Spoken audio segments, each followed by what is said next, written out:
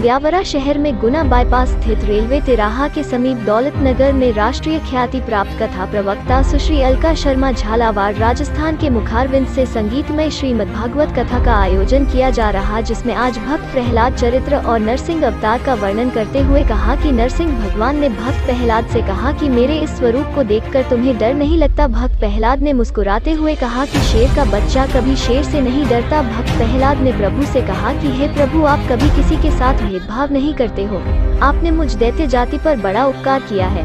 परमात्मा के दर्शन मात्र से मैं धन्य हो गया हूँ। जीवन में कभी मांगने की इच्छा ही पैदा न हो, यही वरदान मांगता हूँ। आपने कहा कि जिस प्रकार शरीर की आवश्यकता भोजन है, उसी प्रकार आत्मा की आवश्यकता भजन है। इस अवसर पर अनेक श्रद्धालु गण उपस्थित थे।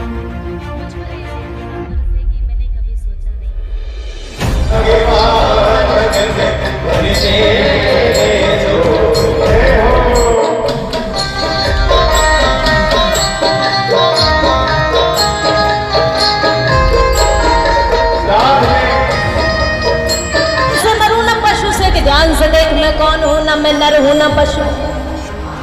सारे वरदानों को सत्य करते हुए भगवान ने अंत में हिरण्याकश्यप का उदर विदीर्ण कर दिया और आंखें नोच कर बाहर निकाल दी और हिरण्याकश्यप का उद्धार कर दिया। बोले कृष्ण कन्हैया लाल।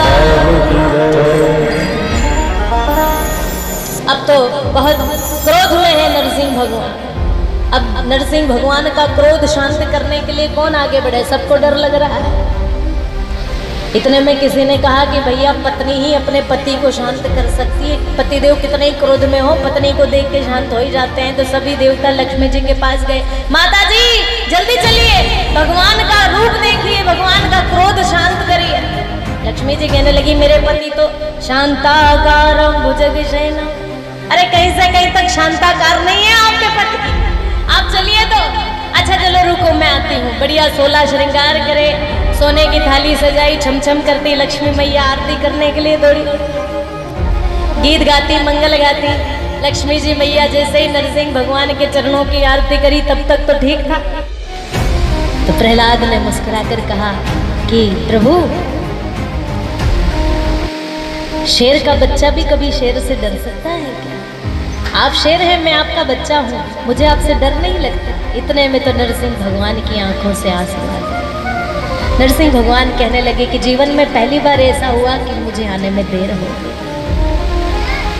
तूने मेरे लिए कितना कष्ट सहन किया। पहाड़ से गिराया, हाथी से कुचलवाया, अग्नि में जलाया, फिर भी तूने मेरा नाम नहीं छोड़ा। कितना सब्र किया। आज प्रभु खुद भक्त के लिए रोने लग गए कि भक्त हो तो ऐसा,